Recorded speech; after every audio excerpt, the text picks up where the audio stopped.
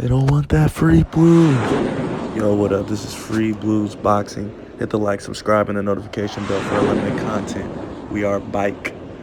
And here it is, Boxing World.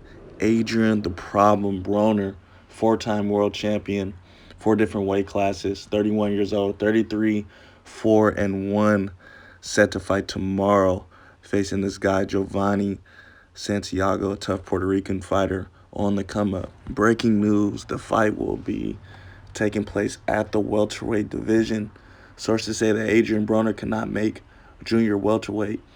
And I guess since he is the A side, he was able to manipulate the whole fight. And since he couldn't make the 140-pound weight limit, he said, okay, let's just push it up to 147. I don't know how true it is. You have to wait to see. I'm curious why Adrien Broner could not make the original weight limit of 140. We'll just have to wait to see what he says after the fight, as well as Jovanie Santiago. I've also heard that it could have been Santiago that couldn't make the weight limit, and then Broner was like, okay, well, either way is fine with me. It'll be curious to hear what the fighters will have to say, as well as the trainers from both ends, on why the weight was changed from junior welterweight to welterweight. Like I stated in my last Adrien Broner video, it appears that Broner looks in shape. Watched the weigh-in today. He looks in shape, looks trimmed up. And then there was a previous interview that Adrien Broner said he could make 140 next week, or he can make 135. So I'm trying to see what changed that, and you know, if Adrien Broner's habits had changed to make him want to push that weight limit up to 147. Now, through the course of Adrien Broner's career, we have gotten several different Adrien Broners. The question is, which Adrien Broner is going to show up tomorrow in this phase of his career? What would this win or loss mean to Adrien the Problem Broner? If he wins, he accelerates his career with bigger fights, but he has to be able to trim down to 140 as we've seen in his career. He cannot hang with the welterweights, especially on the Showtime side, all those big dogs, Danny Garcia, Keith Thurmond, Errol Spence Jr. Luckily, Adrien Broner and Errol Spence are brothers, so we don't have to worry about that fight happening.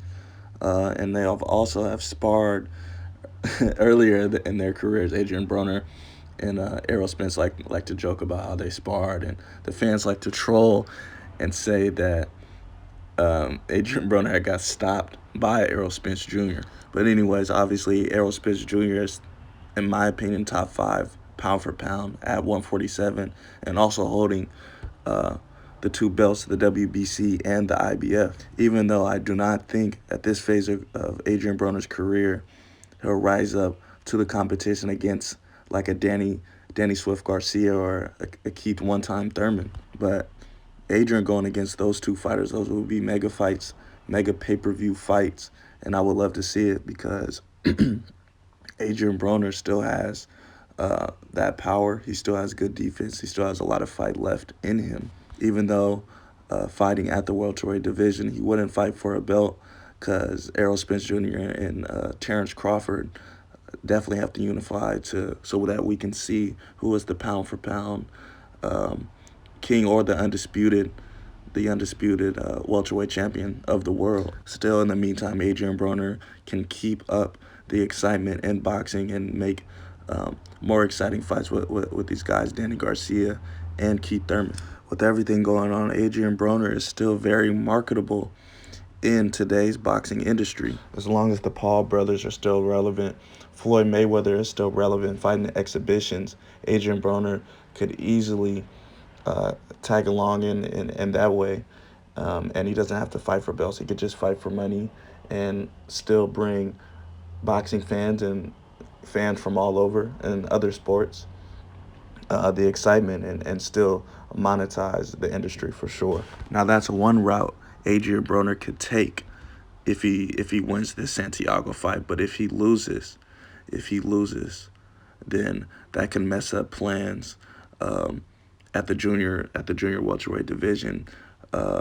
with a Regis Prograis or a Josh Taylor, in my opinion, because I think his stock would go down. But I'm trying to stay optimistic that Adrien Broner will go in here against this guy, Jovanie Santiago, and get this win because it would even not only at the welterweight division, but junior welterweight, Regis Prograis would be a huge mega fight between them two, especially at this particular time in both of their careers. Last year, Regis Prograis lost to a Josh Taylor, who holds like 2 or 3 belts at the junior welterweight division. Josh Taylor was the superior fighter in that fight, outboxed and outpointed Regis Prograis. Regis Prograis fought again just this last October 31st on the Gervonta Tank Davis and Leo Santa Cruz card. He fought some random guy that was a tune-up, and he absolutely destroyed the guy. He did what he was supposed to do, but Regis Prograis, who I think is a very, very exciting fighter with a lot of power,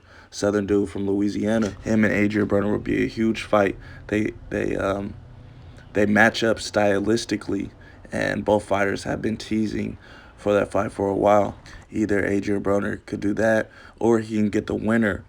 He can get the winner of the Josh Taylor and the Ramirez fight coming up, I believe, this summer. At the lighter weights, Adrien Broner, just like his name, he could really be a problem for a lot of fighters.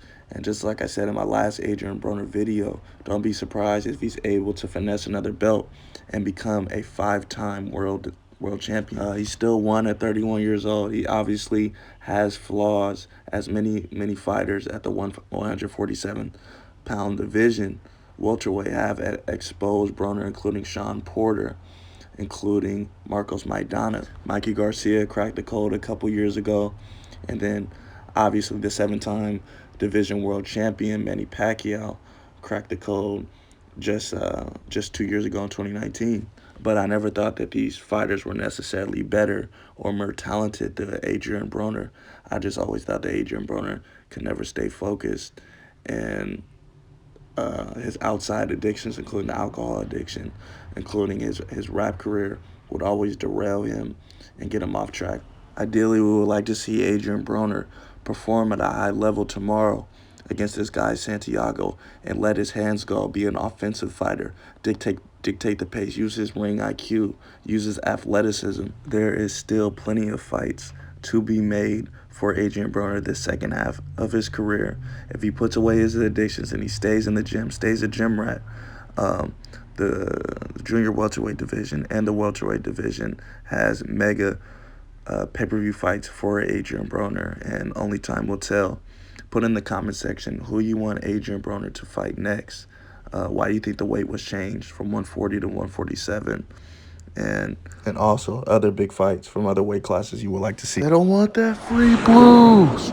Y'all, thank you for watching another Free Blues boxing commentary. Hit the like, subscribe, and the notification bell for unlimited content. Until next time.